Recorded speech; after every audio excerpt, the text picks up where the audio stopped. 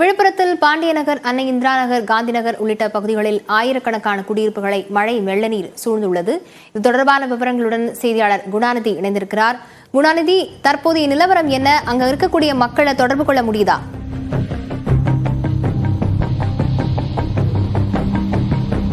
லாவண்யா, அதாவது இந்த பெங்கல் புயல் என்பது விழுப்புரம் மாவட்டத்தை முழுவதுமாக புரட்டி போட்டிருக்கிறது. மிக குறிப்பாக விழுப்புரம் நகரம் என்பது இந்த மழையால் பெருமளவு பெரிய பாதிப்பை சந்தித்திருக்கிறது. தற்போது நாம் பார்த்து கொண்டிருக்கக்கூடிய இந்த காட்சி என்பது விழுப்புரம் மாவட்ட ஆட்சியர் வளாகத்தினுடைய நுழைவு வாயில்தான். முழுவதுமாக மழைநீர் சூழ்ந்து வெள்ளக்காடாக காட்சியளிக்கக்கூடியதான் நாம் தற்போது பார்த்துக் கொண்டிருக்கிறோம். இதே போன்று விழுப்புரம் நகரத்தினுடைய ஒவ்வொரு பகுதியும் காட்சியளித்துக் கொண்டிருக்கிறது. மிக குறிப்பாக பாண்டியன் நகர், இந்திரா நகர், காந்தி நகர் உள்ளிட்ட குடியிருப்பு பகுதிகள் என்பது முழுவதுமாக மழை நீர் சூழ்ந்து ஒவ்வொரு வீடும் தனித்தனி தீவு போல மாறி இருக்கிறது. பொதுமக்கள் வீட்டை விட்டு வெளியே வர முடியாத நிலையில் அத்தியாவசிய தேவைகளுக்கு கூட வெளியே வர முடியாத சூழலில் வீட்டில் சிக்கி இருக்கிறார்கள். தொடர்ந்து அவர்களை மீட்க வேண்டும் என்கிற ஒரு கோரிக்கையும் தொடர்ந்து பொதுமக்களால் வைக்கப்பட்டு வருகிறது. வெள்ள நீர் என்பது தொடர்ந்து விழுப்புரம் நகரை முழுவதும் ஆக்கிரமித்திருக்கக்கூடிய சூழல்ல இந்த மழை என்பது தொடர்ந்து வருவதால் பார்த்தீங்கன்னாக்கா இந்த மீட்பு பணிகளில் ஒரு பெரும் சிக்கல் என்பது ஏற்பட்டிருக்கிறது. தொடர்ந்து காற்றுடன் கூடிய அந்த மழை என்பது தொடர்ந்து பெய்து வருவதால தற்போது இந்த மீட்பு பணிகள் என்பதும் சிக்கலை ஏற்படுத்தியிருக்கிறது.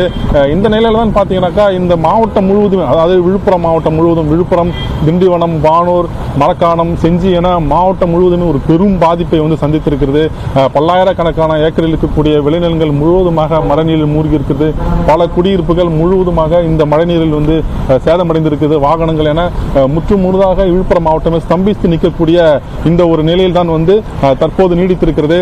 தற்போது பார்த்தீங்கன்னாக்கா, அதாவது தமிழகத்தினுடைய துணை முதல்வர் உதயநிதி ஸ்டாலின் தற்போது விழுப்புரம் மாவட்டத்தில் ஆய்வு செஞ்சு வராங்க. இன்னும் சிறிது நேரத்தில் விழுப்புரம் நகரத்துக்கு உட்பட்ட பகுதிகளில் தற்போது இன்னும் ஆய்வு செய்திருக்காங்க. குணாநிதி, மாவட்ட நிர்வாகத்தை பொறுத்தவரையில் என்னென்ன மீட்பு நடவடிக்கைகள் ஈடுபட்டிருக்கிறாங்க? மீட்பு படையினர் அங்கு குவிந்திருக்கிறார்களா?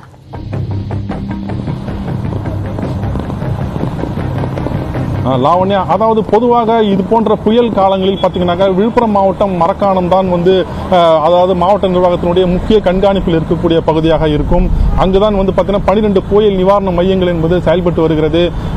அதாவது பொதுவாக புயல் அந்த கடற்கரையோட பகுதிகளை மட்டுமே தாக்கும் என்கிற ஒரு அடிப்படையில் அங்கு அதற்கான முன்னெச்சரிக்கை நடவடிக்கைகள் மேற்பட்ட சூழல்ல தற்போது மழை என்பது விழுப்புரம் மாவட்டம் பரவலாகவே தொடர்ந்து ஒரு பெரும் பாதிப்பை ஏற்படுத்தி இருக்கிறது. மிக குறிப்பாக எதிர்பார்க்காத வகையில் விழுப்புரம் நகரம் என்பது திண்டிவனம், செஞ்சி ஆகிய பகுதியில் மிக மோசமாக இந்த மழைக்கு பாதிக்கப்பட்டிருக்கிறது, இலக்காகி இருக்கிறது. தொடர்ந்து பார்த்தீங்கன்னாக்கா இப்போ நாம் பார்க்கக்கூடிய இந்த சாலை என்பது விழுப்புரம் நகரினுடைய மிக பிரதான மையமான ஒரு சாலை. சாலையில் மழை நீர் வெள்ளம் போல பாய்ந்தோடுவதை நம்மளால் பார்க்க முடிகிறது. வாகன ஓட்டிகள் மிகுந்த சிரமத்திற்கு ஆளாகி இருக்கிறாங்க. தொடர்ந்து பார்த்தீங்கன்னாக்கா விழுப்புரத்தில் இருக்கக்கூடிய புதிய பேருந்து நிலையம் முற்றும் முழுதாக மழை நீரால் சூழப்பட்டு தொடர்ந்து பார்த்தீங்கன்னாக்கா பயன்படுத்த முடியாத நிலைக்கு வந்துவிட்டது. தொடர்ந்து அதனுடைய இரும்பு தடுப்புகள் என அனைத்துமே நம்ம இங்கு சதுரி கிடைப்பதை நம்மளால் பார்க்க முடிகிறது. விழுப்புரம் நகரமே ஒரு முற்றும் முழுதாக ஒரு வெள்ளக்காடாக மாறி இருக்கிறது. லாவண்யா, தொடர்ந்து பார்த்தீங்கன்னாக்கா இந்த புயல் மழை காற்று என்பது தொடர்ந்து நீடித்து வரக்கூடிய சூழல்ல இது மக்களுக்கு பெரிய இன்னலை ஏற்படுத்தி இருக்கிறது. விவரங்களுக்கு நன்றி குணாநிதி.